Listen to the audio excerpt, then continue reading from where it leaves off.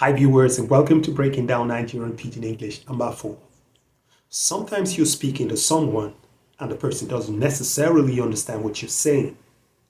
Today, we're going to look at some ways, or better still phrases, that you could use to check if the other person understands you in Nigerian Pidgin English. Come along with me. These are the ways to check if the other person understands you. You understand wetin they talk?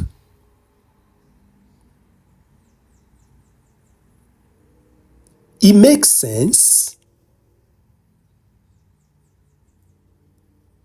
You know wetin I mean? E dey clear?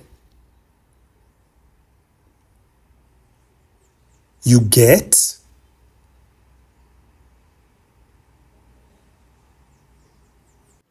Now it's easy for you to check if the other person you're speaking to understands you or not in Nigerian Pidgin English. Should you know of any other expressions in Nigerian Pidgin English for this topic, please feel free to share them with us. I'll see you in my next lesson. Bye for now.